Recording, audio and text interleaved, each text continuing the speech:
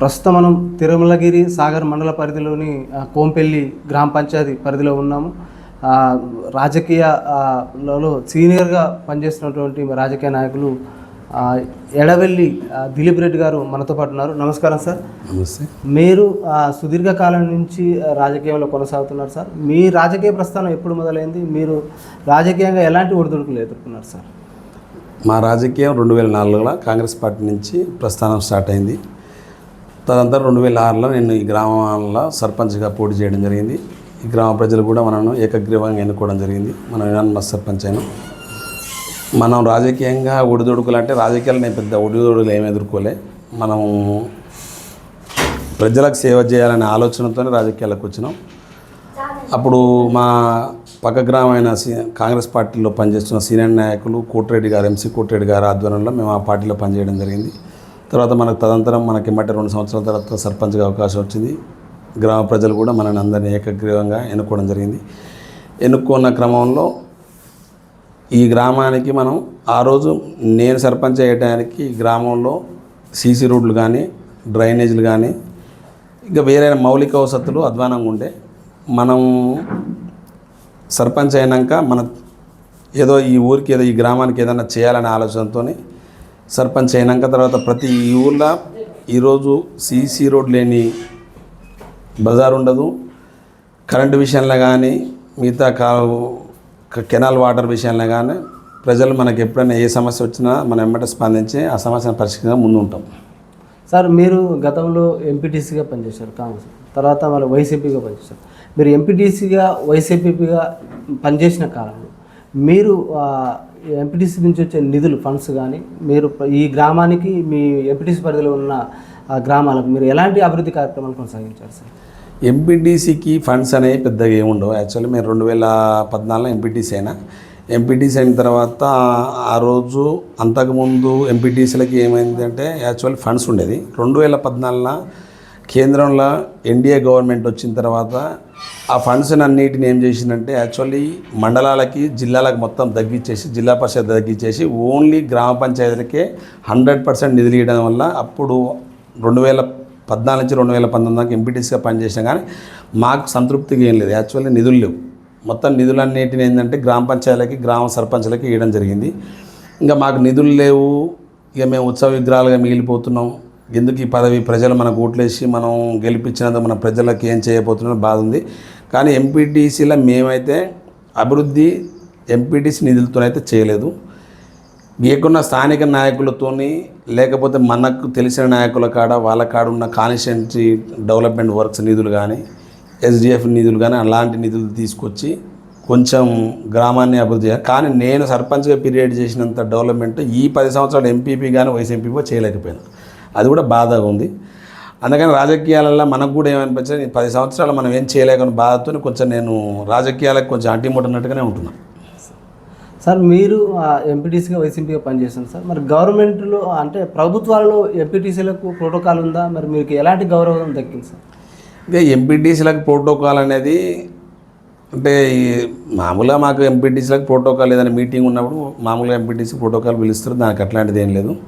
గౌరవ విషయంలో మనకి ఏ నాయకుడు మనకి అగౌరవపరిచింది ఏం లేదు. అందరూ మనకు గౌరవంగా చూసుకొని మనకి అంతకంటే అందరి నాయకుల కంటే మనకు ఎక్కువనే గౌరవం ఇచ్చారు అలాంటి విషయంలో. కానీ నిధుల విషయంలో మాత్రం ఇంకా ఇప్పుడు వీళ్ళకి నిధులు లేక మొత్తం యాక్చువల్లీ గవర్నమెంట్ స్కీమ్స్ అన్నిటినీ ఉచితాలు ఎక్కువ వేయటం వల్ల ఈ ఎంపీటీసీలకు కానీ సర్పంచ్లకు కానీ నిధులు లేకుండా అయిపోయినాయి. అంటే డెవలప్మెంట్ చేయలేకపోతున్నాం. ఏదున్నా గవర్నమెంట్ మీద ఆర్థిక భారం పడి మేము చేసిన పనులకు కూడా ప్రజెంట్ ఇవాళ మేము చేసిన పనులకు కూడా బిల్లులు ఇవ్వలేని పరిస్థితి ఉంది ప్రభుత్వం. అంతే తప్ప మాకు గౌరవ విషయంలో మర్యాద విషయంలో మాకు స్థానిక నాయకులు అయితేంది, ఎమ్మెల్యే గారు అయితేంది, మాజీ ఎమ్మెల్యే గారు అయితేంది, ఎమ్మెల్సీ గారు అయితే మాకు మర్యాద విషయంలో అట్లాంటిది మాకు ప్రోటోకాల్ విషయంలో కూడా ప్రోటోకాల్ పాటించేది, మమ్మల్ని ఏ సభా వేదిక మీదైనా మనం పిలిచేది, గౌరవం కూర్చోబెట్టేది అట్లాంటిది. కానీ దానికే పనికొచ్చింది తప్ప డెవలప్మెంట్ చేయడానికి అయితే మేము పనికి రాలేదు. సార్, మీరు మీ రాజకీయ ప్రస్థానం కాంగ్రెస్లో మొదలైంది అంటున్నారు. మరి తర్వాత మళ్ళీ బీఆర్ఎస్ పార్టీలకు రావడానికి గల కారణం ఏంటి? ఏ ఉద్దేశంతో వచ్చారు సార్? యాక్చువల్లీ నేను బీఆర్ఎస్ పార్టీలకు రావడానికి గల కారణం మా గురువు గారు అయినటువంటి రాజకీయ గురువు గారు అంటే ఎంసీ కోటిరెడ్డి గారు, వాళ్ళంతా మేమంతా కలిసి కాంగ్రెస్ పార్టీలో పనిచేసినాం. వారికి ఉన్న అప్పుడు అక్కడ జిల్లా మంత్రి అయిన జగదీశ్వర్ రెడ్డి గారికి వాళ్ళకున్న సాన్నిధ్యంతో వాళ్ళ పార్టీలకు పోవడం జరిగింది. వాళ్ళ పిలుపు మేరకు మేము కూడా కొన్ని రోజులు ఆలోచించి, వాళ్ళు పోయినప్పుడు కాకుండా మేము కొన్ని రోజుల తర్వాత ఆలోచించి వాళ్ళ అడుగుజాలలో పనిచేస్తే బాగుంటుంది. ఎందుకంటే మాకు ఎప్పుడు ఏదైనా చేదోడు వాదోడు ఉంటాడు, నిధుల విషయంలో కానీ, ఏదైనా గ్రామాల సమస్య విషయంలో కానీ, ఏదైనా ఏ సమస్య విషయంలో స్పందించాడు అనే ఉద్దేశంతో మేము కోటిరెడ్డి గారు ఎమ్మటి పోవడం జరిగింది. ఆ కోటిరెడ్డి గారు ఎమ్మటి పోవడం జరిగిన తర్వాత కూడా మాకు రాజకీయంగా మాకు నష్టమేం జరగలేదు. పదవుల విషయంలో కూడా మాకు ఎమ్మటే జనరల్గా తర్వాత స్థానిక సంస్థల ఎలక్షన్స్ వచ్చినాయి. స్థానిక సంస్థల ఎలక్షన్లు వచ్చినా కూడా నేను ఆ రోజు కూడా నేను ఎంపీటీసీగా పోటీ చేయనన్నా. యాక్చువల్ జనరల్ అయితే పోటీ చేయనన్నా కూడా అప్పుడు ఎమ్మెల్యే గారు నోము నరసింహయ్య గారు, కోటిరెడ్డి సారు వీళ్ళంతా కలిసి నువ్వు కంపల్సరీ పోటీ చేయాలి, నీ కంపల్సరీ నీ కొత్త మండలం ఇది నీ ప్రాతినిధ్యం ఇక్కడ ఉండాలి, నీలాంటి వాళ్ళు సీనియర్గా ఇక్కడ ఉంటే మంచిగుంటుంది అనే ఉద్దేశంతో వాళ్ళు ఆ రోజు ఈ మండలాన్ని ఎంపీపీ ఎస్టీగా రిజర్వేషన్ కావడం వల్ల రిజర్వ్ కావడం వల్ల నన్ను వైస్ ఎంపీపీగా వాళ్ళు తీసుకోవడం జరిగింది. ఎందుకంటే వాళ్ళు మన మీద ఎప్పుడు వాళ్ళకి నమ్మకం ఉండదు. అంటే మనం అట్లా పనిచేస్తాం అన్నట్టు. యాక్చువల్లీ వాళ్ళకి గతంలో కూడా మన యొక్క పనితనం వాళ్ళకి నచ్చే మనకి ఈ పదవులు కూడా మనకు ఇచ్చిర్రు. జనాలు కూడా మనకి ఈ పదవులు ఇవ్వడానికి మన పనితనం నచ్చే మనకి జనాలు ఈ పదవి ఇచ్చారు. సార్, ఈ తిరుమలగిరి సాగర్ మండలం ఎలాంటి అభివృద్ధి కార్యక్రమాలు మీరు వైస్ ఎంపీగా ఉన్నప్పుడు ఈ మండల అభివృద్ధిలో మీ భాగస్వామ్యం ఎలా ఉంది సార్? ఇంకా మాకు నిధులు లేవు. యాక్చువల్లీ కొత్త మండలం, ఈ కొత్త మండలంలో ఆఫీసులు లేకుండే అన్ని రెంటెడ్ బిల్డింగ్లే ఆఫీసు కొనసాగుతున్నాయి. స్థానిక ఎంపీపీతో అప్పుడు భగవాన్ గారితో మేమంతా వారితో ప్రయాణం చేసి ఇక్కడ ఏదైనా మన కొత్త మండలం కాబట్టి కొత్త మండలంలో మౌలిక వసతులు ఏర్పాటు చేసుకోవాలి. ఆఫీసులు కూడా రెంటెడ్ ఉన్నాయి కాబట్టి ఏదైనా ఆఫీసులు కొత్త ఓన్ బిల్డింగ్స్ కట్టించుకోవాలనే ఆలోచనతో చాలాసార్లు అక్కడ అప్పుడున్న ఎమ్మెల్యేకి కానీ మంత్రి గారికి కానీ ఈ తిరుమేరు మండల హెడ్ క్వార్టర్లో ఇప్పుడు ప్రభుత్వ బిల్డింగ్లు కట్టించడం కోసం స్థలాన్ని ఏర్పాటు చేయాలి సార్. ప్రస్తుతం ఇక్కడ ఉన్న ఈ పరిస్థితుల్లో స్థలాలు లేవు కాబట్టి ఈ మార్కెట్ అనేది అప్పట్లో సబ్ మార్కెట్ కింద తీసుకురు. దాంట్లో ఒక 5 ఎకరాలు ఈ ప్రభుత్వ బిల్డింగ్లకి ఇవ్వండి అని చాలాసార్లు విన్నవించుకున్నాం, కానీ అది కార్యాచరణ కాలేదు. ఇప్పుడు కూడా ఈ ప్రజెంట్ ఇప్పుడున్న ఎమ్మెల్యే గారికి ఇప్పుడున్న నాయకులు కూడా వారి వంతు వాళ్ళు అదే ప్రయత్నం చేస్తారు. కాకపోతే మేమున్నప్పుడు కొత్తగా వచ్చినప్పుడు గవర్నమెంట్గా నిధులు లేక మండలాన్ని అభివృద్ధి అయితే చేయలేకపోయినాం. వాస్తవానికి ఏంటంటే ఆర్థికపరమైన అంశాలు కాబట్టి నిధులు లేక గవర్నమెంటు చేయలేకపోయినాం. చాలా సంవత్సరాల నుంచి కొట్లాడినాం. యాక్చువల్లీ ఇక్కడ మండల హెడ్ క్వార్టర్కి డబుల్ రోడ్ కావాలి. ఇప్పుడు బాగా ఇక్కడ ట్రాఫిక్ ఇబ్బంది అవుతుంది, చాలా యాక్సిడెంట్ అవుతున్నాయి, చాలా వాళ్ళు అవిటి వాళ్ళు అవుతారు, చాలామంది ప్రాణాలు కోల్పోతారు. ఏదైనా చేసి ఈ అల్వాలెక్స్ రోడ్ నుంచి ముకుందాపురం దాకా డబల్ రోడ్ చేస్తే ఇక్కడ రవాణా సౌకర్యాలు కూడా మెరుగుపడతాయి. ఇక్కడి నుంచి మనకి పవర్ ప్లాంట్కి ఇక్కడ మన కొత్తగా నిర్మిస్తున్న పవర్ ప్లాంట్ కూడా మనకి రవాణా సౌకర్యాలు మంచిగా ఉంటాయనే ఆలోచనతో చాలాసార్లు చేసినాం. అది ప్రజెంట్ ఉన్న ఎమ్మెల్యే గారు మరి ఇప్పుడు మేము నిధులు మంజూరు చేసినాం, రోడ్డు మంజూరు అని చెప్తారు.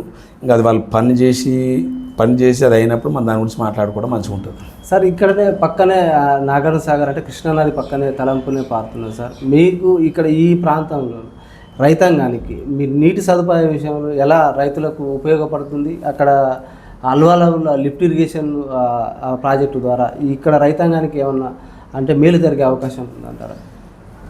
ఇక్కడ యాక్చువల్లీ ఇప్పుడు నాగార్జున సాగర్ ఎన్మకాలకి రాజవారం మేజర్ అనేది మొదటి మేజర్, కానీ రాజవారం మొదటి మేజర్ కానీ రాజవారానికి నిలుపు పేరు రాజవారం మేజరు, కానీ రాజవారం గ్రామానికి అయితే నిలుపు. ఎప్పుడు ప్రతి సంవత్సరం వాటర్ సమస్య ఉంటుంది ఇక్కడ.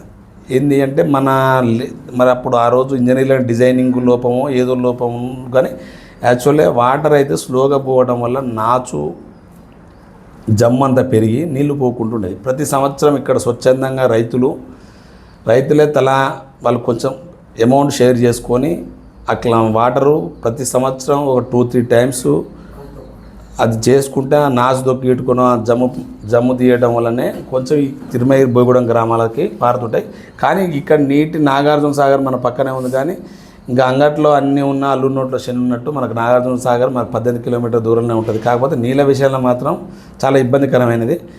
మరి ఇప్పుడు యాక్చువల్లీ నాగార్జున సాగర్కి గతంలో ఎప్పుడో ప్రతిపాదించారు, నెలికల్ లిఫ్ట్ అనేది ప్రతిపాదించారు. అది టీఆర్ఎస్ ప్రభుత్వంలో దాన్ని శాంక్షన్ చేయించి మంజూరు చేయించి పనులు కూడా మొదలుపెట్టారు. అవి ఎంత మటుకు దాంట్లో ఫేజ్ 1 ఫేజ్ 2 ఫేజ్ 3 అనేదో పెట్టినంట. మరి ఫేజ్ 1 ఇప్పుడు ఫేజ్ 1 మటుకు చేస్తాం, తర్వాత ఫేజ్ 1 తర్వాత ఫేజ్ 2 చేస్తామని ఇప్పుడు ప్రభుత్వం చెప్తుంది, ఇప్పుడు ఉన్న ఎమ్మెల్యే గారు చెప్తారు. ఆ ఫేజ్ 1తోని ఎన్ని గ్రామాలకు ఉపయోగపడతాయా, ఎంత వస్తాయా మనకైతే తెలియదు. దాని మీద మేము ఫేజ్ 2 కూడా చేస్తే మాకు దాని నుంచి ఒక లింకు ఈ ఎడమ మా రాజవారి మేజర్ కలిపితే కిందికి రాజవారానికి నీటి ఎద్దడి తగ్గుతుందని మా ఆలోచన మేము ఆల్రెడీ చెప్పడం జరిగింది. వారు కూడా పరిశీలిస్తాం, దాన్ని కూడా ప్రయత్నం చేస్తాం, దాన్ని కూడా చేస్తామని అన్నారు. ఇంకా అది మనం అది అయితే ఈ ప్రాంత రైతులకు మంచిగా ఉంటుంది. కాకపోతే ప్రతి సంవత్సరం ఇబ్బందే ఉంటుంది. ఇక ఈ రాజవారి మేజర్తో రైతులకి ఇబ్బందే ఉంటుంది. అంటే చివరి భూములు అయితే పారవు, ఏమన్నా బోయడం దాకా కష్టంగా పాడుతాడు. రోజు నైటు ఇంకా రైతులు కాలువ కట్టల మీద కావలు కాసి తూములు కట్టుకుంటూ నీళ్ళు తీసుకపోతే నీళ్ళు పారే పరిస్థితి ఉంది ప్రస్తుత సిచ్యుయేషన్లో. సార్ ఇప్పుడు మీరన్న నెల్లికల్లు ప్రాజెక్టు లిఫ్ట్ ఇరిగేషన్ అది పూర్తయితే ఎంత భూమి సాగులోకి వచ్చే అవకాశం ఉంటుంది సార్? ప్రభుత్వం అది మొత్తం 3 ఫేజ్ 2 ఫేజ్ కంప్లీట్ అయితే 24,000 ఎకరాలకు పారుతాయని గవర్నమెంట్ అంచనా. ఈ ఫస్ట్ ఫేజ్తో నాకు తెలిసి ఒకవేళ పారితే 5-6 ఎకరాలు పారొచ్చేమని ఆలోచన. ఏమన్నా నెల్లికల్లు జాలదండ దాకా ఇటు వచ్చేసి మన చెక్కోలం ఎల్లాపురం దాకా వస్తాయన్నారు. చెరువులు నింపడానికి పనికి వస్తాయేమని అనుకుంటున్నాం మేము.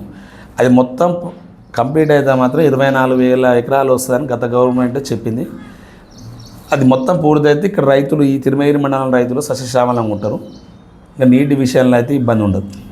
సార్ గత 10 ఏళ్ళ బీఆర్ఎస్ ప్రభుత్వ హయాంలో అంటే తెలంగాణ రాష్ట్రం అంటే చిందిన తర్వాత బీఆర్ఎస్ ప్రభుత్వం అధికారంలో రావడం జరిగింది సార్. అధికారం రావడానికి ప్రధాన కారణం 3 కారణాలు. ఒకటి నిధులు, నియామకాలు, ఇంకోటి మన ఏంటంటే స్వయం పాలన, ఆత్మగౌరవంతో పోరాటం. మరి ఈ నిధులు, నియామకాలు ఈ పూర్తయినాయి అంటారా సార్ తెలంగాణ రాష్ట్రం ఏర్పడిన తర్వాత? తెలంగాణ రాష్ట్రం ఏర్పడడానికి గల కారణాలు నిధులు, నీళ్లు, నియామకాలు. నీళ్ళ విషయంలో మరి ప్రభుత్వం తెలంగాణ రాష్ట్రం ఏర్పడ్డాక తర్వాత 2014లో తెలంగాణ రాష్ట్రాన్ని ఏ పార్టీ అయితే కొట్లాడిందో, తెలంగాణ రాష్ట్రం కావాలని కొట్లాడిందో ఆ పార్టీ అధికారంలోకి వచ్చింది, టీఆర్ఎస్ పార్టీ అధికారంలోకి వచ్చింది. వాటి మీద వాళ్ళ ఉద్దేశం కూడా వాళ్ళు ఫస్ట్ నుంచి నినాదం కూడా నిధులు, నీళ్లు, నియామకాలు. నిధులు, నీళ్లు, నియామకాలలో నాకు తెలిసి ఫెయిల్ అయినరు. నీళ్ళ విషయంలో అయితే ఇక్కడ యాక్చువల్లీ దక్షిణ తెలంగాణలో అంటే ఉత్తర తెలంగాణ కాళేశ్వరం కట్టిన సస్యశ్యామలం చేసినట్టు దక్షిణ తెలంగాణలో అయితే వాస్తవానికి నీళ్ళు కూడా ఏం రాలే. కొత్తగా వచ్చినైతే నీళ్ళు కొత్తగా ఆయకట్టు అయితే ఏం కాలేదు. కాకపోతే అక్కడ ఉత్తర తెలంగాణ కాళేశ్వరం కట్టినరు, ఒక 90,000 కోట్లతో కాళేశ్వరం నిర్మించినారు. ఆ కాళేశ్వరంతో ఎంత ప్రయోజనం చేకూరుతుందో మనకైతే ఐడియా లేదు.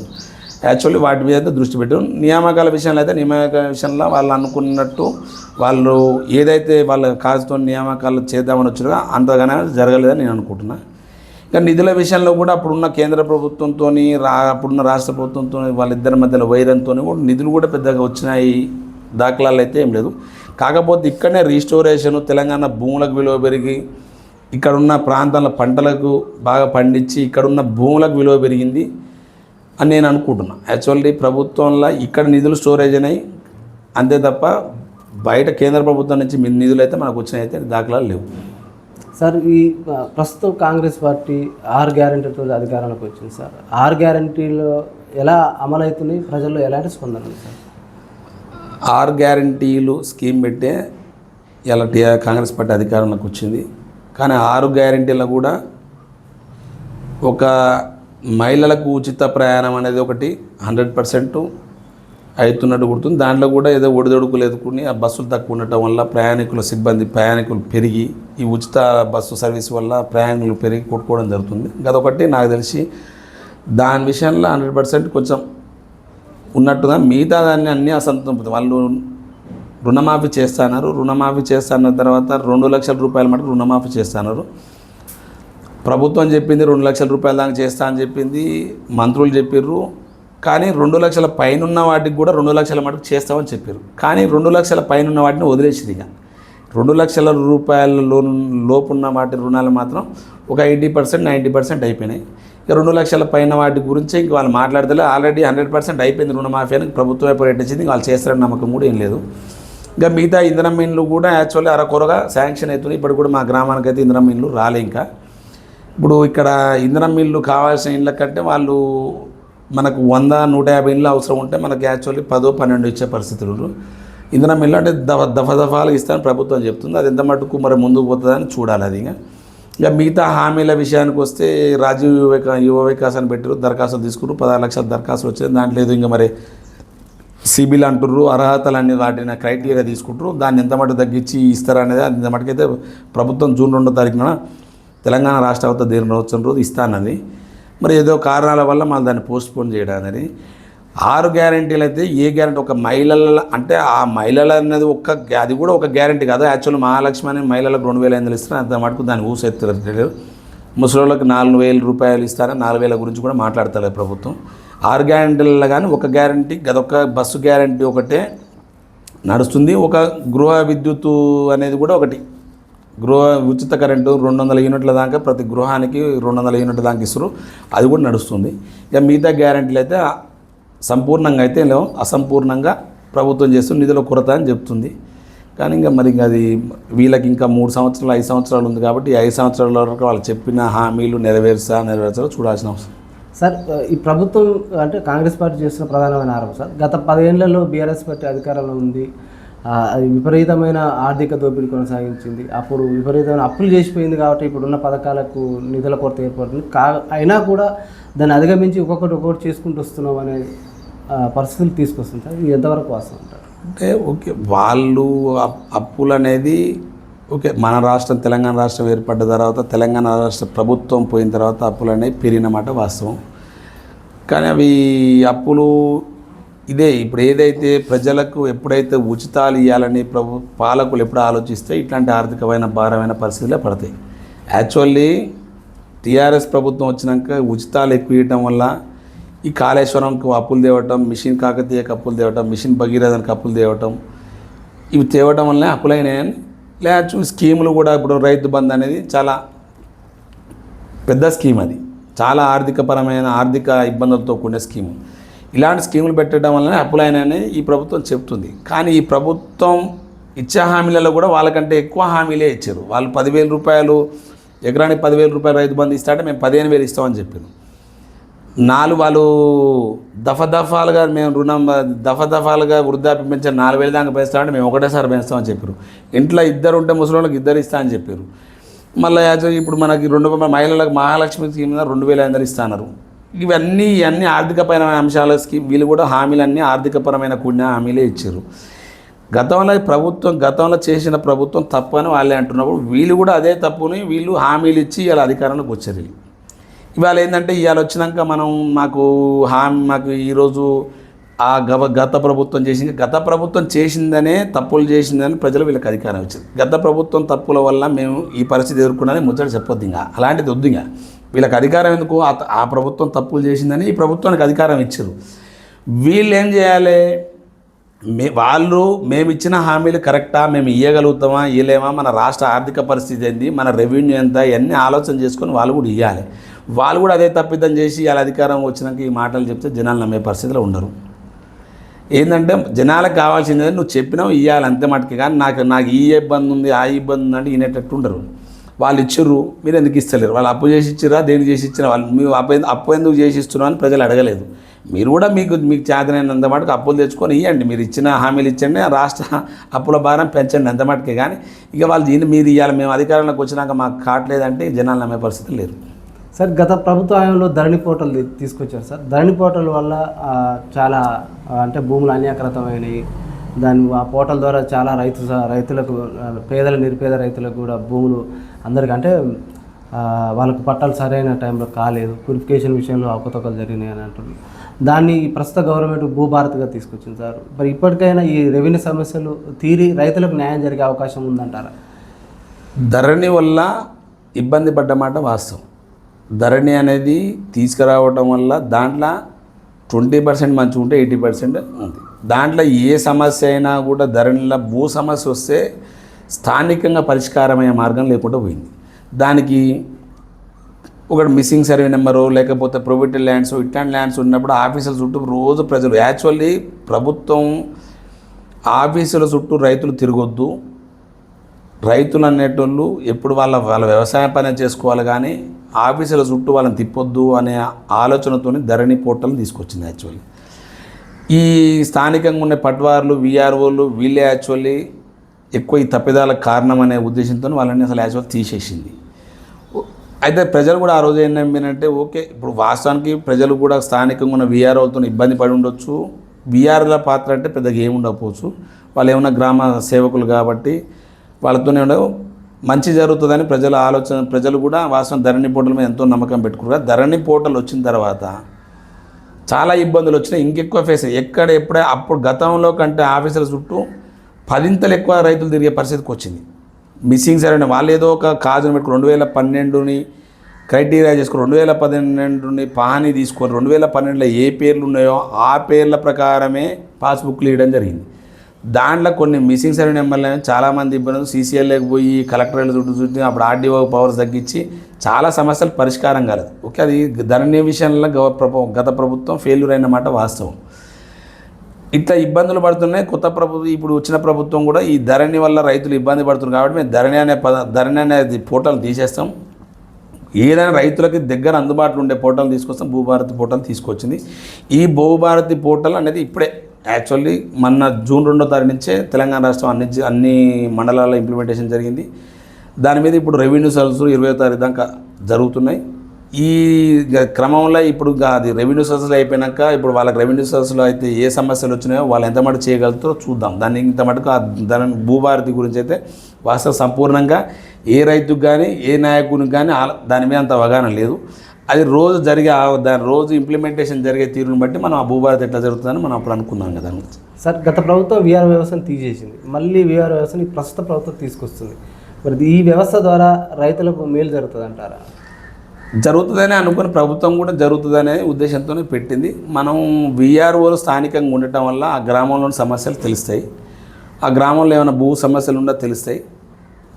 ఇక్కడ ఉన్న రైతులు కూడా ఊకే ఎంఆర్ ఆఫీసు చుట్టూ తిరగకుండా వాళ్ళ సమస్యలు ఏదైనా ఉంటే వీఆర్ఓకి ఇక్కడ స్థానికంగా ఉన్న ఇప్పుడు యాక్చువల్లీ గ్రామానికి ఒక వీఆర్ఓని పెడతా అంటారు. యాక్చువల్లీ ఇదివరకు ఎట్లా ఉండే అంటే రెవెన్యూ విలేజ్కి ఒక వీఆర్ఓని పెడతా అంటారు. ఇదివరకు ఒక క్లస్టర్ ఉండే అంటే 3 రెవెన్యూ విలేజ్ కలిపి ఒక వీఆర్ ఉండే. ఇప్పుడు యాక్చువల్లీ ఏంటంటే ఒక రెవెన్యూ విలేజ్కి ఒక వీఆర్ఓని పెడతా ఉంటుంది. కాబట్టి ఇక్కడ రైతులు కూడా ఇంకా మరి చిన్న చిన్న సమస్యలు ఉంటే ఇంకా వేరే ఆఫీసుల చుట్టూ తిరగకుండా వీఆర్ఓలకు ఇస్తే మరి ఆ వీఆర్ఓలో ఆ సమస్యలు ఎంత మటుకు పరిష్కరించు మనం చూడాలి. ఇంకా ఏదైనా ఒక వీఆర్ఓ వ్యవస్థ ఉండటం వల్ల మంచిదే, నష్టమేం లేదు. మనకేంటంటే ఒక ఆఫీసర్ అనేటువంటి గ్రామం ఉంటాడు కాబట్టి ఇక్కడ గ్రామంలో ఉన్న విషయాలు తెలుస్తాయి కాబట్టి మనకు వీఆర్ వ్యవస్థ ఉండటంలో తప్పేం లేదు. కాకపోతే అది ఆ పనితీరు ఎట్లా ఉంటుంది అనేది మనం ఇంకా ముందు చూడాలన్నట్టు. ఇప్పుడు అది వచ్చింది కాబట్టి దాని మీద అంత అవగాహన లేదు. ఇంకా సార్, మీరు ఇక్కడ మాకు ప్రజలు అంటున్నమాట సార్, మీరు సామాజిక కార్యక్రమాలు కూడా చేస్తుంటారు సార్, పేదల నిరుపేదలకు కూడా ఎప్పుడు అండదండలుగా ఉంటారు అని తెలుసు సార్. బుసిరెడ్డి ఫౌండేషన్ ద్వారా ఈ నియోజకవర్గ ప్రజలకు ఫౌండేషన్ ద్వారా పేదల నిరుపేదలకు వెనుకబడిన వర్గాలకు ఎలాంటి సహాయ సహకారాలు అందిస్తుంది సార్? బుసిరెడ్డి ఫౌండేషన్ అనేది ఏర్పడడానికి గల కారణం యాక్చువల్లీ నాగార్జున సాగర్ నియోజకవర్గంలో ఎక్కువ బీసీలు ఉన్న ఏరియా, పేదవాళ్ళు ఉన్న నియోజకవర్గం, బడుగు బలహీన వర్గాలు ఎక్కువ ఉన్న నియోజకవర్గం. ఇక్కడ కూడా బడుగు బలహీన వర్గాలు గతంలో జానారెడ్డి గారు 7 పర్యాలు 8 పర్యాలు పోటీ చేసినా కూడా 2 సార్లు బడుగు బలహీన వర్గాలకు సంబంధించిన వ్యక్తి వారి మీద విజయం సాధించడం జరిగింది. కాబట్టి ఈ ప్రాంతంలో ఈ బడుగుల బలహీన వర్గాలకు కానీ ఏదైనా మన వంతు మనం సాయం చేయాలనే ఆలోచనతో బుసిరెడ్డి ఫౌండేషన్ ఏర్పాటు చేయడం జరిగింది. దాని చైర్మన్ బుసిరెడ్డి పాండురంగారెడ్డి గారు. వారు గత 2 సంవత్సరాల నుంచి విస్తృతంగా మేము కూడా వారితో 2 సంవత్సరాల నుంచి ప్రయాణం చేస్తూనే ఉన్నాం. ప్రతి గ్రామంలో వికలాంగులున్నా లేకపోతే ఒంటరి మహిళలుండి ఆర్థికంగా ఇబ్బంది ఉన్న వాళ్ళకన్నా వాళ్ళకి ఎంతో ఆర్థిక తోడ్పాటు అందించడం. అలాగే ఈ ఎవరన్నా ఈ నియోజకవర్గంలో ఎవరన్నా చనిపోయినా కూడా ఆ చనిపోయే రోజు ఆ ఇంటికి బంధువులు వస్తారు, ప్లస్ ఆ కుటుంబ సభ్యులు కొంచెం బాధతో ఉంటారు. కాబట్టి వచ్చిన వారికి కనీసం వాళ్ళు మంచి చెడ్డలు వాళ్ళని కనీసం మంచినీళ్ళు వచ్చేటోళ్ళు కూడా ఆ టైంలో కరువు అవుతారు. వాళ్ళు కనీసం వాళ్ళు ఎక్కడ దూర ప్రాంతాల నుంచి వస్తే వాళ్ళకి కనీసం భోజనం పెట్టేటోళ్ళు ఉండరు. ఈ కుటుంబ సభ్యులేమో వాళ్ళ బాధలు వాళ్ళు ఉంటారు. కాబట్టి మనం ఏదో ఒకటి చేయాలి. అట్లాంటి కార్యక్రమాన్ని తీసుకొని ఆ వచ్చిన వాళ్ళకన్నా మనం ఒక ముద్ద అన్నం పెట్టాలనే ఆలోచనతో బుసిరెడ్డి ఆత్మబంధు అనే కార్యక్రమం మొదలుపెట్టడం జరిగింది. అది 2 సంవత్సరాల నుంచి నియోజకవర్గంలో ముందుకు పోతూనే ఉంది. దగ్గర నాకు తెలిసి ఇప్పటికీ 1000 కుటుంబాలు, అంటే 1000 నుంచి 1500 కుటుంబాల దాకా ఫౌండేషన్ నుంచి వాళ్ళకు చనిపోయిన వాళ్ళ ఇంటికి భోజనాలు పోవడం జరిగింది. అలాగే ఇంకా ఏమన్నా ఆరోగ్యంతో బాధపడుతున్నా, లేకపోతే నిన్నమన్నా ఏదన్నా ఇంకా జనాలకి ఇంపార్టెంట్ అయిన విషయం, మన గుర్రపూడి మండలానికి పోతే అక్కడ ఆ గుర్రపూడిలో పోచంపల్లి విలేజ్ అనే ఊరు ఉంటుంది. ఆ ఊర్లో ప్రజలు కూడా సరిగి వాళ్ళకు ఒక కాలువ ఉంటుంది, చెరువులకు వాటర్ వచ్చే కాలువ ఉంటుంది. ఆ కాలువని మీరు ఏదో రకంగా మీరు కొంచెం దాన్ని షిల్ట్ తీపిస్తే మేము మా చెరువు నింత సార్, మాకు ఈ ఇప్పుడున్న పాలకులు కానీ ఇప్పుడున్న నాయకులు ఎవరు పట్టించుకుంటలేరు, కాబట్టి మీరు ఆ సాయం చేయండి ఫౌండేషన్ నుంచి అనగా అన్న ఎమ్మటే స్పందించి అలా కాలువ ఎమ్మటే షిల్ట్ తీపిచ్చింది. ఆ షిల్ట్ తీపియడం వల్ల 3 రోజులకే బాగా వర్షం వచ్చా చెరువు నిండింది. అక్కడ ప్రజలు కూడా చాలా ఆనందపడ్డారు. అలాగే ఇప్పుడు మన రాజవారం మేజర్లు కూడా గతంలో రైతులందరూ సార్ ఈ రాజవారం మేజరు మొత్తం షిల్ట్ తీపిస్తే కొంచెం కింది దాకా భూములు పారుతాయి, నీళ్ళు కింది భూములకు నీళ్ళు పారుతాయి అనే ఆలోచనతోనే వాళ్ళు కూడా అన్నకి కొంచెం షిల్ట్ తీపియండి అనగానే అన్న ఎమ్మటే స్పందించి అల్వాల కాంచి దగ్గర నాకు తెలిసి రాజవారం దాకా షిల్ట్ తీపిచ్చాడు. ఒక 2 లక్షల రూపాయల ఎక్స్పెండిచర్తో తీపిచ్చాడు. పోయిన సంవత్సరం వాస్తవానికి ఏ ఇబ్బంది లేకుండా నీళ్లు పారినాయి. ఇలాంటి ఏదైనా నియోజకవర్గంలో పేదవాళ్ళకి ఇప్పుడు ఎవరన్నా మంచిగా చదువుకునే పిల్లలు ఉండి వాళ్ళకి మంచి ఐఐటి సీట్ రావడం కానీ ఇంకేమన్నా వేరే పై చదువులకు ఏమన్నా వాళ్ళకి ఏదైనా ఆర్థికంగా ఇబ్బందులు ఉంటే వారు సాయం చేయడం జరుగుతుంది. ఇంకా ఏదైనా ఏ విషయాన్నైనా ఇప్పుడు గుళ్ళకైతేంది, ఇంకా వేరే వాళ్ళ ప్రజల ఆచారాలను గౌరవించి వాళ్ళ పండుగలకు అవుతుంది ఫౌండేషన్ నుంచి సాయం చేయడం జరుగుతుంది. ఇంకా ముందు కూడా కొత్త కార్యక్రమాలు తీసుకుపోవాలనే ఆలోచనతో బుసిరెడ్డి ఫౌండేషన్ ఉంది. సార్, ఈ బుసిరెడ్డి ఫౌండేషన్ నాగార్జున సాగర్ నియోజకవర్గానికి వరకే పరిమితం, రాష్ట్ర వ్యాప్తంగా సేవలు చేసే అవకాశం ఉందంటారా సార్? ప్రస్తుతం నాగార్జున సాగర్ నియోజకవర్గాన్ని తీసుకుంటూ, ఎందుకు దాన్ని తీసుకోవడానికి గల కారణం ఏంటంటే అన్నది ఈ నియోజకవర్గమే, కొంపెలి గ్రామమే. ఫస్ట్ మనం ఇంట గెలిచి రచ్చ గెలవాలనే ఆలోచనతో ఈ నియోజకవర్గంలో ఫస్ట్ మనం సేవలు చేద్దాం. మనం ఎంత మటుకు జనాలకు న్యాయం చేయగలుగుతాం, జనాల నుంచి మన ఫౌండేషన్కి ఎంత రెస్పాన్స్ వస్తుంది, తర్వాత ముందు మనకు వాళ్ళ సహకారం ఉంటే ముందు ఆలోచన ఉంటే చేస్తారే. ప్రస్తుతం అలాంటి ఆలోచన అయితే లేదు. నియోజకవర్గం మొత్తం మాత్రం ఫస్ట్ మనం ఫుల్ఫిల్ చేయాలి. సహాయ కార్యక్రమం మన ఫౌండేషన్ నుంచి ప్రతి గ్రామానికి ఫౌండేషన్ ద్వారా ఏదో రూపంలో సాయం చేయాలనే ఆలోచనతో ముందుకు పోతుండు. ముందు అది జరగదో చెప్పలేం, కానీ ప్రస్తుతం అయితే నియోజకవర్గాన్ని మాత్రమే ఈ సేవలు చేయాలనుకుంటున్నాం. సార్, స్థానిక సంస్థల ఎలక్షన్ నుంచి 1.5 సంవత్సరాల పైచీలకి అవుతుంది సార్. దానివల్ల స్పెషల్ ఆఫీసర్లు వచ్చినంటారు. ఇక్కడ మేము ప్రజలను అడుగుతున్నాం, స్పెషల్ ఆఫీసర్ ఎవరో మాకు తెలియదు అంటున్నారు. ఆ అభివృద్ధి కుంటుపడిపోయింది, దాంతోపాటు కేంద్ర నిధులు కూడా అయిపోయినాయి అంటున్నారు సార్.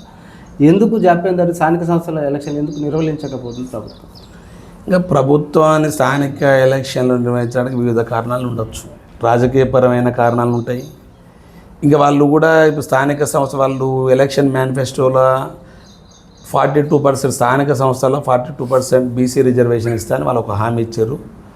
కాబట్టి హామీ ఇవ్వకుండా మన ఎలక్షన్లో పోతే రాజకీయంగా మన నష్టం జరుగుతుందనే ఆలోచన ఉండొచ్చు. కులగణన చేసిన తర్వాత, కులాల సంఖ్య తెలిసిన తర్వాత స్థానిక సంస్థల ఎలక్షన్ నిర్వహిస్తే బాగుంటుందనే ఆలోచనతో కులగణన కూడా ప్రభుత్వం చేయడం జరిగింది. కానీ ఏది జరిగినా కూడా అది ఆచరణ సాధ్యం కాని విషయం.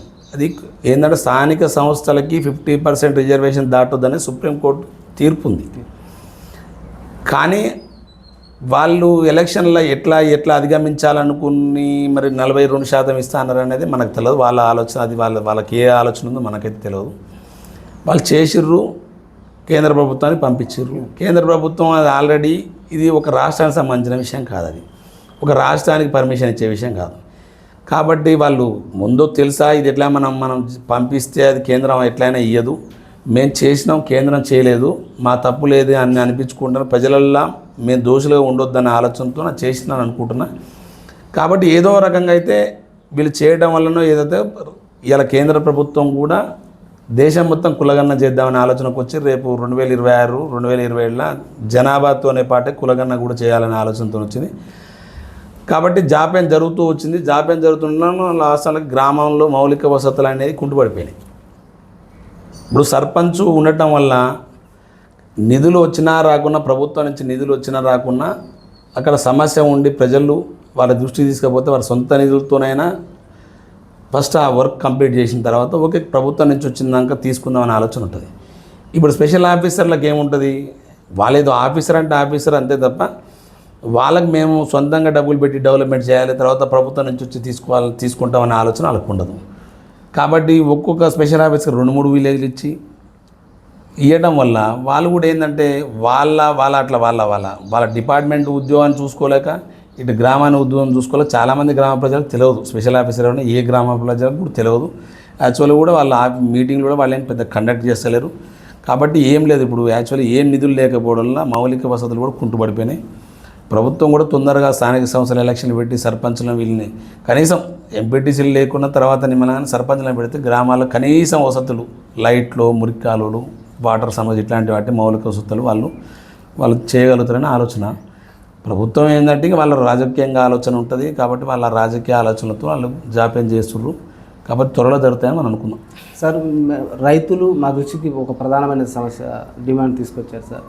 ఈ పనికార పథకాన్ని వ్యవసాయానికి అనుబంధం చేయాలని రైతులు చెప్తున్నారు సార్. ఇది చేస్తే ఎలా ఉంటుంది?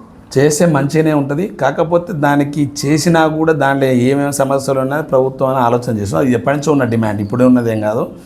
గత 10 సంవత్సరాల నుంచి ఇప్పుడు పనికార పథకం చేసే వాటి ఆ పనుల వల్ల ఏం ఉపయోగం లేకపోతే డబ్బు ఖర్చు అవుతుంది. కాబట్టి రైతులకి ఈ పనికార పథకం వల్ల కూడా లేబర్ ఏమైనా షార్టేజ్ అయిపోతుంది. కాబట్టి ఈ వేస్ట్ డబ్బుని ఎందుకు ఇట్లా రైతులకి ఏదైనా చేస్తే, రైతులు ఏంటంటే వాస్తవానికి రైతులకి ఎన్నో రకాల ఇబ్బందులు ఉంటాయి. రైతులు కష్టపడి వాళ్ళు పంట నోటికి వచ్చే టైంకి కూడా ప్రకృతి సహకరించకపోతే వాళ్ళు ఇబ్బందులకు గురవుతారు. కాబట్టి వాళ్ళకి ఎన్నో రకమైన సమస్యలు రైతులకు ఎంత చేసినా తక్కువే. కాబట్టి చేస్తే మంచిగా ఉంటుంది. కాకపోతే దాన్ని ఇంప్లిమెంటేషన్ ఎట్లా చేయాలంటే ప్రభుత్వాలు ఆలోచించి మళ్ళీ ఇక్కడ కూడా వివాదాలు రాకుండా చూసుకుంటున్నా ప్రభుత్వం చేస్తే మంచిగా ఉంటుంది. దాని మీద వాళ్ళు కసరత్తు చేస్తున్నాను అనుకుంటున్నా, చేస్తే మంచిగా ఉంటుంది. సార్, గత ప్రభుత్వంలో బెల్ట్ షాపులు విపరీతంగా అంటే నిర్మూలన జరగలేదు అంటున్నారు. ఇప్పుడున్న ప్రభుత్వం బెల్ట్ షాపులు నిర్మూలిస్తా అన్నది. తాగుడుకు అంటే బానిసలు అయిపోయి ఎంతోమంది అంటే కుటుంబాలు చిన్న భిన్నం అయిపోతున్నాయి సార్. ఆ మహిళలు కూడా ఆవేదన వ్యక్తం చేస్తున్నారు. వీరు నియంత్రణ చేయాలంటే వీటిని ప్రభుత్వం నియంత్రించలేని పరిస్థితి. కొత్త బెల్ట్ షాపులకి పర్మిషన్ ఇచ్చే పరిస్థితి ఉంది తప్ప నియంత్రించలేరు. ఎందుకంటే ఇప్పుడు ప్రభుత్వం ఇచ్చిన హామీలు కొద్ది గొప్ప అయినా కూడా వాళ్ళు ఒక 20% అన్నా ఇంప్లిమెంటేషన్ చేయాలంటే వాళ్ళకు ఉన్న వనరు ఏంటంటే ఎక్సైజ్ రెవెన్యూ. కాబట్టి వాళ్ళు ఎంతసేపు ఉన్నా ఎక్సైజ్ రెవెన్యూ మీదనే ప్రభుత్వాలు ఆధారపడుతున్నాయి. కాబట్టి బెల్ట్ షాపులను అయితే నియంత్రించలేదు. ఇంకా కొత్త బెల్ట్ షాపులు పుడుతున్నాయి. కానీ ఈ బెల్ట్ షాపుల వల్ల, ఈ వైన్స్ల వల్ల ప్రజల ఆరోగ్యం దెబ్బతిని హాస్పిటల్కి వాళ్ళ అనారోగ్యానికి పాలే హాస్పిటల్కి వెళ్ళి వాళ్ళ ఇంకెక్కువ ఆర్థిక ఇబ్బందులు. ప్రభుత్వాలు కూడా ఆలోచన చేసి ఉచితాలను తగ్గించి సంపూర్ణ మద్యపాన నిషేధం చేస్తేనే మంచిగుంటుందని ఆలోచన. సరే, ఏ ఎలక్షన్ జరిగినా అంటే ప్రజలను ప్రలోభాలకు గురి చేస్తున్నారు. అంటే మద్యం ఇచ్చో, డబ్బు ఇచ్చో వాళ్ళు ప్రజలను ప్రలోభాలకు గురి చేస్తున్నారు రాజకీయ పార్టీలు. ఈ ప్రలోభాలకు గురి చేస్తున్నప్పుడు మరి ఎలాంటి నాయకులు ఎన్నుకోవాలంటారు? ఈ ప్రలోభాలకు గురి కాకుండా ప్రజలు, ఓటర్లు ఎలా చైతన్యపడతారు? మీరు మంచి పేరుంది సార్, మీ సౌమ్యుడిగా ఈ గ్రామంలో మీకు మంచి పేరుంది సార్. మీరు ప్రజలకు ఏం చెప్తారు సార్? ప్రజల ఆలోచన విధానం కూడా మారాలి. ప్రజలు ఎప్పుడైనా ప్రజలు ఏం ఆలోచించాలంటే రైతైనా ఎవరైనా మనకు పండించిన వాటికి మద్దతు ధర కావాలి. లేకపోతే మనకి ఇంకా ఇప్పుడు ప్రభుత్వం అనేది యాక్చువల్లీ రైతు బంధు స్కీమ్ అనేది నాకు తెలిసి అయితే రైతు బంధు స్కీమ్ అనేది మంచి స్కీమ్ ఏం కాదు. రైతు బోనస్ అనే స్కీమ్ అయితే మంచి స్కీమ్. దానివల్ల ఏమవుతుందంటే ఎవరైతే రైతు పంట పండించుండో వాళ్ళకి లబ్ధి చేకూరుతుంది. ఈ రైతు బంధు వల్ల ఏం జరుగుతుంది అంటే కొంతమంది పొలాలు ఉండి వ్యవసాయం చేయకున్నా వాళ్ళ బయటి ప్రాంతాలు ఉన్నా వాళ్ళకి రైతు బంధు వస్తుంది. ఆ పొలం చేసే రైతు ఎవరైతే కౌలుకు తీసుకుంటే రైతు అతని మీద ఆర్థిక భారం పడుతుంది. ఇప్పుడు ఈ రైతు బంధు ఇవన్నీ ఇవ్వటం వల్ల ఇవి పెస్టిసైడ్స్ కానీ ఫర్టిలైజర్స్ కానీ మ్యాన్ పవర్ కానీ అన్నిటికీ విపరీతమైన రేట్లు పెరిగిపోయి ఆ భారాన్ని ఎవరు మోయాల్సి వస్తుందంటే ఎవరైతే కౌలు రైతు చేస్తుండో ఆ కౌలు రైతే మోయాల్సి వస్తుంది. ఎవరైతే పొలం లీజుకి ఇచ్చిన వాళ్ళు వాళ్ళకి ఈ భారం పడతలేదు. వాళ్ళకి రెండు రకాల వాళ్ళకి కౌలు వస్తుంది ప్లస్ రైతు బంధు వస్తుంది. కాబట్టి నాకు తెలిసి ప్రభుత్వం పునరాలోచన చేసి ఈ రైతు బంధు అనేది కూడా ఒక క్రైటీరియా, ఒక 5 ఎకరాల లోపు చేసో లేకపోతే అసలు పూర్తిగా తీసేసో రైతు బోనస్ అనేది ప్రతి పంటకి, ఇప్పుడు కందులు వేసినా పెసర్లు వేసినా వేరే మినువులు వేసినా బోరేసినా ఏది వచ్చినా ప్రతి పంటకి బోనస్ ఇస్తే రైతు ఆర్థికంగా అంతో ఎంతో ఎదుగుతాడు, అందరికీ న్యాయం జరుగుతుందని నేను అనుకుంటున్నా. కాబట్టి ప్రభుత్వం ఆ దిశగానే ఆలోచన చేసి ముందుకు పోతే మంచిగా ఉంటుందని ఆలోచన. సార్, ఈ ఉచిత పథకాలు ప్రజలకు మేలు చేస్తాయంటారా? ప్రజలకు ఏం చేయవయ్యి, కాకపోతే జనాలకి ఏమనిపిస్తుంది అంటే మాకు ఉచితంగా వస్తుంది అని అంటారు. కానీ ఈ ఉచితం అనేది ఎక్కడి నుంచి వస్తుంది? ప్రభుత్వానికి డబ్బులు తయారు చేసే అధికారం లేదు. ఎంతసేపు ఉన్న ప్రభుత్వం మనకు ఉచితం ఇస్తుందంటే మనం రోజు నిత్యావసర వస్తువులు కానీ మనం వాడే వస్తువుల మీద రేట్లు పెంచాలి, దాని మీద ట్యాక్సెస్ వచ్చాలి, ఆ ట్యాక్స్ నుంచి వచ్చే డబ్బులు వసూలు చేసిన డబ్బులతోనే ఉచితాలు ఇవ్వాలి ఇక్కడ. కాబట్టి ప్రజలు ఉచితాల వైపు ఆలోచన చేయదు. ప్రజల్లో ఎంతసేపు ఉన్న ఆలోచన చేయాల్సింది ఏంటంటే ప్రజలకు 2 ఇబ్బందులు. హాస్పిటల్లో పోతే వైద్యం చేయించుకోలేని పరిస్థితి ఉంటుంది. ఇప్పుడు పెద్ద పెద్ద జబ్బులు వస్తున్నాయి, క్యాన్సర్ లాంటిది, గుండె జబ్బు లాంటిది, కిడ్నీ జబ్బు ఇట్లాంటివి వస్తున్నాయి. వాళ్ళ ఆర్థిక పరిస్థితికి వాళ్ళ హాస్పిటల్ బయట వైద్యం చేయించుకోలేని పరిస్థితి. కాబట్టి ప్రజలు ఏం ఆలోచన చేయాలంటే ఈ ఉచితాలకు అలవాటు పడకుండా వాళ్ళకు కావాల్సిన వైద్యం అనేది, వాళ్ళ పిల్లలకు కావాల్సిన మంచి విద్య అనేది, ఈ రెండింటిని ప్రభుత్వం కూడా ఆలోచన చేసి రేపు ముందు నాయకులు కూడా ఎవరైతే ఉచిత వైద్యం ఎక్కడైతే 0 నుంచి వానికి ఎంత వైద్యమైనా 50 లక్షలు కానీ 60 లక్షలు అయినా ఎంతైనా ప్రభుత్వం భరించేటట్టు అట్లాంటి పథకాలు తీసుకొచ్చి వాళ్ళ పిల్లల్ని కూడా మంచి ఏ స్కూల్లో చదివించిన ఫీజులు గవర్నమెంటే ఫీజు కట్టించి మంచి చదువు అందించి ఈ 2 స్కీములు ఇంప్లిమెంటేషన్ చేస్తే బాగుంటుందని. అలాగే రైతులకు కూడా ఏదంటే రైతులకి రైతు బీమా అనే పథకం మంచిదే. ఏమైనా రైతు అకాల మరణం చెందిన కుటుంబం ఆర్థికంగా ఇబ్బంది పడతారు, రోడ్డు మీద పడతారు. కాబట్టి రైతు ఆయనకి ఏదో రకంగా అనారోగ్యం పాలైన కానీ యాక్సిడెంట్లో ఇట్లా చనిపోయినా కూడా అది వాళ్ళకి ఆ కుటుంబాన్ని భరిస్తుంటే ఇలాంటి స్కీములు పెట్టితే మంచిగా. అలాంటి స్కీములు ఎవరైతే ముందు ఏ నాయకుడైతే వాటిని అమలు చేస్తానని ముందుకు వస్తాడో వాళ్ళు ప్రజలు వాళ్ళకల్లి మొగ్గు చూపడం మంచిగా ఉంటుందని ఆలోచన.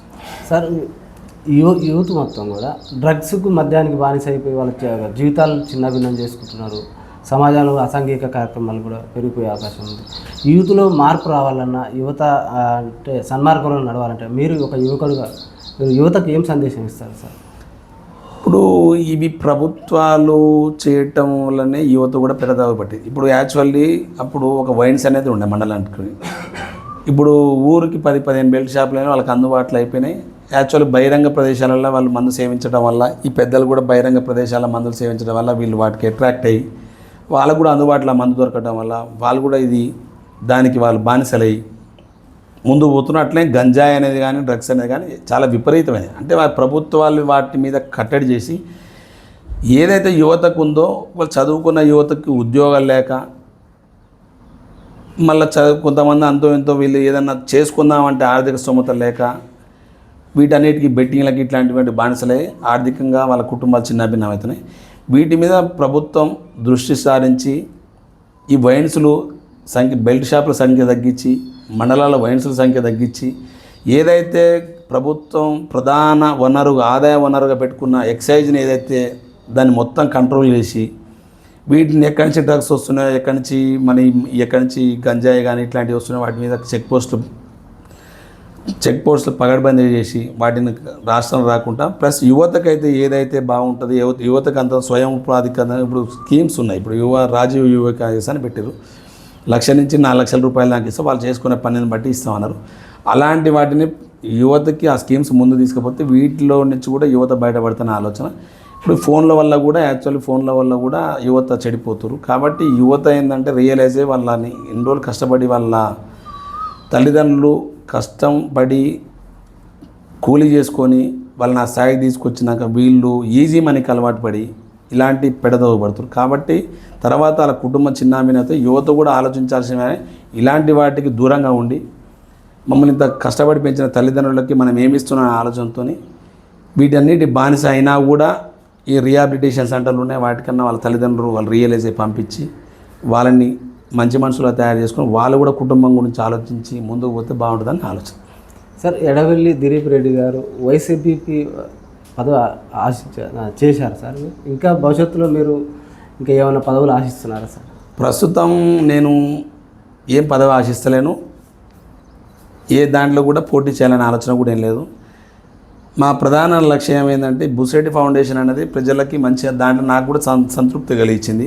నేను ఆ బుసిరెడ్డి ఫౌండేషన్లో ప్రయాణం చేస్తున్నప్పుడు అక్కడ ఉన్న వాళ్ళ బాధలు వింటున్నప్పుడు మేము చేస్తున్నప్పుడు వాళ్ళ కానించి వాళ్ళ కళ్ళను వచ్చే కన్నీళ్ళను చూసి కానీ వాళ్ళు మనకి ఏ రకమైన మర్యాద ఇస్తున్నారు అనేది నాకు బాగా అనిపించి ఈ ఫౌండేషన్ని ముందుకు తీసుకుపోవాలి, దీని ద్వారానే విస్తృత సేవలు చేయాలనే ఆలోచన ఉంది. ఒకవేళ కాలానుగుణంగా ఫౌండేషన్లా ఏదైనా వచ్చి ఇంకా ప్రజలకు సేవ చేయాలంటే రాజకీయాలే అయితేనే మనం చేయగలుగుతున్న ఆలోచన ఉన్నప్పుడు, అట్లాంటి ఆలోచన ఉన్నప్పుడు అప్పుడు ఆలోచన చేద్దాంగా. ప్రస్తుతానికైతే అలాంటి ఆలోచన లేదు, వేరే పదవిని ఏం ఆశిస్తలేదు, నేను వేరే పోటీ చేయాలని కూడా చేస్తలేను. అవి వంశపారంపరం మీద వచ్చే రాజకీయాలనే కరెక్ట్ కావు. ఎవరైతే మెరిట్ అంటే యాక్చువల్లీ తండ్రి రాజకీయాలు ఉంది కాబట్టి కొడుకును కూడా ప్రమోట్ చేయాలనే ఆలోచన ప్రస్తుతం కొనసాగుతున్న ట్రెండ్, అది కరెక్ట్ కాదు. యాక్చువల్లీ ఏంటంటే నాయకుడు అనేటోడుకు ఏంటంటే ప్రజల బాగోగులు తెలవాలి, ప్రజల సమస్యల నుంచి పుట్టినోడు నాయకుడు, వానికి ప్రజల సమస్యలు తెలుస్తాయి. వంశపారంపర్యం నుంచి వచ్చేటోడు నాయకుడు కాడు అసలు. యాక్చువల్లీ వంశపారంపర్యం నుంచి వచ్చిన వాళ్ళకి ప్రజల బాధలు తెలియదు వాళ్ళు యాక్చువల్లీ. కాబట్టి నేనేమో కూడా వంశపారంపర్య రాజకీయాలు అనేది ప్రస్తుత పరిస్థితులు కరెక్ట్ కాదు. ఎవరైతే ప్రజల సమస్యలు తెలిసి ప్రజల నుంచి పుట్టుకొచ్చే వాళ్ళని కూడా ప్రజలు కూడా గుర్తించి వాళ్ళని నాయకుడిగా ఎన్నుకుంటేనే మంచిగా ఉంటుందని ఆలోచన. కుల రాజకీయాలు కూడా నాకు తెలిసి కరెక్ట్ కాదు. యాక్చువల్ కుల రాజకీయాలు, డబ్బు రాజకీయాలు, ఈ రాజకీయాలు అనేది ప్రజలకు ఏ కులం వ్యక్తి అయినా కూడా ప్రజలకు అందుబాటులో ఉండి సేవ చేస్తే ఆ కులాన్ని ఆదరించాలి, ఆ వ్యక్తిని ఆదరించాలి. కానీ ఈ రోజుల కుల రాజకీయాలు ఈ కులాన్ని ఓట్లు వేయించుకోవాలి, డబ్బుతో ఓట్లు వేయించుకోవాలి అనే నాయకులు ఉండరు. కానీ అదైతే కరెక్ట్ కాదు. ప్రస్తుతం ఎవరు ఏ కులమైనా కానీ ప్రజలకు అందుబాటులో ఉండి సేవ చేసి ప్రజలకు వాళ్ళకు అందుబాటులో ఉండి సేవ చేస్తే వాళ్ళని గుర్తించాలి. ఏ కులమన్నా వాళ్ళని ఒక నాయకునిగా మనం వాళ్ళని నాయకునిగా ఎదిగియాలి. తద్వారా వాళ్ళతో మన సేవలు పొందడం కరెక్ట్ అనే ఆలోచన. ఓకే సార్, ఇప్పుడు ఒక ఎంప్లాయీకి హెల్త్ కార్డు ఉంటుంది, ఒక రాజకీయ నాయకుని తీసుకుంటుంది సార్. ఒక రైతుకు హెల్త్ కార్డు ఇస్తే నష్టం ఏంటి? అదే నేను ఇందాక చెప్పింది కూడా అదే ప్రభుత్వం చేయాల్సిన ఆలోచన, ప్రజలు కూడా ఆలోచించాల్సిన ఆలోచన ఏంటంటే మనకు యాక్చువల్లీ ఇప్పుడు ఆర్థిక భారం పడేది, ప్రతి కుటుంబానికి ఆర్థిక భారం పడేది హాస్పిటల్ వైద్య ఖర్చుల మీదనే ఆధారపడటం ఇబ్బంది అవుతుంది. కాబట్టి ప్రభుత్వాలు ప్రతి ఒక్కరికి యాక్చువల్లీ ఉద్యోగస్తులకు ఏ రకమైన హెల్త్ కార్డు ఇచ్చారో ప్రతి ఒక్కరికి, అదే రైతులకైతుంది ఇంకా వేరే ఎవరికైనా కూడా ప్రతి ఒక్కరికి హెల్త్ కార్డు ఇచ్చి ఆ హెల్త్ కార్డు తీసుకుపోయి మన హాస్పిటల్ ఉంటే ఏ హాస్పిటల్ పోయినా ట్రీట్మెంట్ చేసేటట్టు స్కీమ్ తీసుకొస్తే మంచిగా ఉంటుందని ఆలోచన. సార్, అట్లా రైతు వారోత్సవాలని రాష్ట్ర పండుగ గుర్తించాలని చెప్పేసి కొంతమంది రైతులు దృష్టి తీసుకొచ్చారు సార్, దానిపైన మీ అభిప్రాయం? అదే రైతుకి ఎంత చేసినా ప్రభుత్వాలు ఎంత చేసినా తక్కువే. వాస్తవానికి రైతు అనేటోడికి 6 నెలలు కష్టపడితే 6 నెలల్లో ఉన్న పరిస్థితుల్లో ఆ రోజు కాలం అనుకూలించి వెదర్ అనుకూలించి వాని పంట చేతికి వచ్చిందాక నమ్మకం లేదు.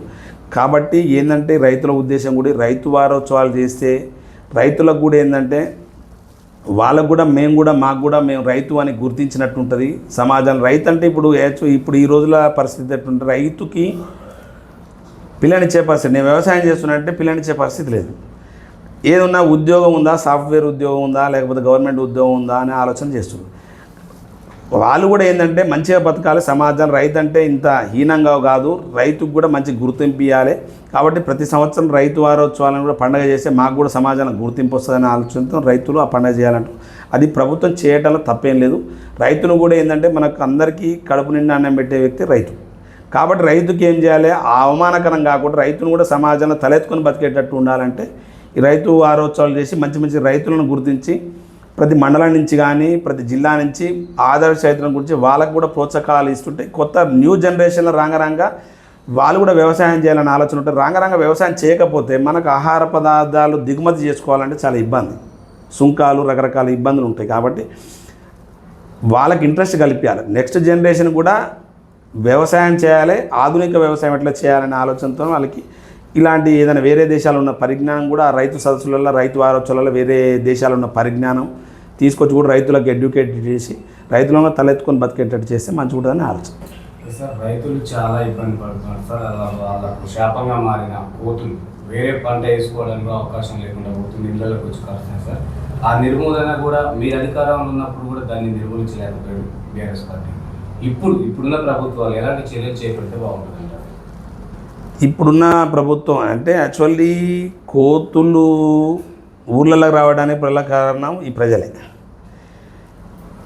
ఈ అడవులల్లో చెట్లు నరికేయడం, ఈ పండ్ల చెట్లు అది కూడా అంతరించిపోవడం, ఆ చెట్లు అంతరించిపోవడం, వాటికి ఆహారం దొరకక వాటి ఊళ్ళకి ప్రతి ఊళ్ళో కోతుల బెడద ఎక్కువైపోయింది. ఊళ్ళల్లో పంటలే కాదు యాక్చువల్లీ ఇంట్లో కనీసం కూరగాయలు పండించుకునే లేని పరిస్థితులు ఉంది. గత ప్రభుత్వం వాటి మీద దృష్టి సారించలేదు. ఈ ప్రభుత్వం కూడా దానికి ఏదన్నా ఇప్పుడు వీళ్ళకి ఫారెస్ట్ వాళ్ళకి ఏదైనా గైడ్లైన్స్ ఇచ్చి వాళ్ళకి ఈ కోతులను కూడా పట్టేసి వాళ్ళని కూడా అడవులలో ఫస్ట్ మెయిన్ కోతుల్లోని ఎట్లా ఒకటి నిర్మూలించి ఏదన్నా అడవులకు పంపినా మళ్ళీ ఇటు వచ్చి అక్కడ ఆహారం దొరకకనే చేస్తారు. కాబట్టి ఇప్పుడు గతంలో పల్లె ప్రకృతి వనాలు ఆ వనాలను పెట్టిర్రు.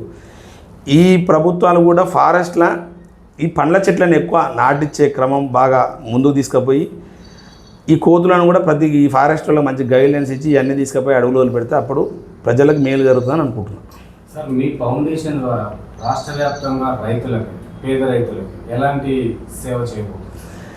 మేము ఫౌండేషన్ పెట్టిన క్రమంలో యాక్చువల్ రైతులకు కూడా రైతులకు కూడా సేవ చేయాలనే ఆలోచనతో యాక్చువల్లీ డ్రోన్ రైతులకి మందు పిచికారి చేయాలంటే బాగా లేబర్ ప్రాబ్లం అవుతుంది, ఎక్స్పెన్సివ్ ఖర్చు వస్తుందన్న ఆలోచనతో డ్రోన్ సర్వీసులు కూడా ఉచితంగా ఇవ్వడం జరిగింది.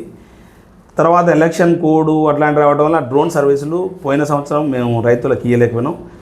ఈ సంవత్సరం నుంచి రైతులకి ఆ డ్రోన్ సౌకర్యాలు కానీ ఇంకా రైతులకి ఏదన్నా మనం ఇంకా మెరుగైన ఏం చేస్తే బాగుంటుందనే ఆలోచనతో ముందుకు పోదామనే ఆలోచన ఉంది. ఈ సంవత్సరం అయితే డ్రోన్లు రైతులకి ఉచితంగా డ్రోన్లతో పిచికారి చేయాలనే ఆలోచన ఉంది. దాన్ని ముందుకు తీసుకుపోతామని అనుకుంటున్నాం. సార్ చివరిగా ఇక్కడ ఉన్న జానారెడ్డి గారిని నాగార్జున సాగర్ ప్రజలంత ముఖ్యమంత్రిగా చూడాలనుకుంటున్నారట, ఆ ఆశయం ఉందంటున్నారు. అది వాస్తవం ఎంతవరకు? జానారెడ్డి గారు ముఖ్యమంత్రిగా అయ్యే అర్హతలు ఉన్న వ్యక్తే.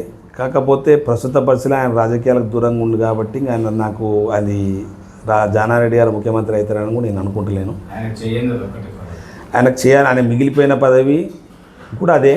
ఆయనకు ఆ ఆకాంక్ష ఉండే. కాకపోతే ఆయనకు కూడా రాజకీయాల మీద విరక్తి కలిగి, ఎందుకు అంటే ఆయన ఒక 34 సంవత్సరాలలో ప్రజల మధ్యలోనే ఉండి యాక్చువల్ ప్రజల నుంచి ఎదిగిన నాయకుడు ఆయన కూడా. యాక్చువల్లీ ఏంటంటే ఆయన డబ్బుతోనో వారసత్వం నుంచి వచ్చిన నాయకుడేం కాదు.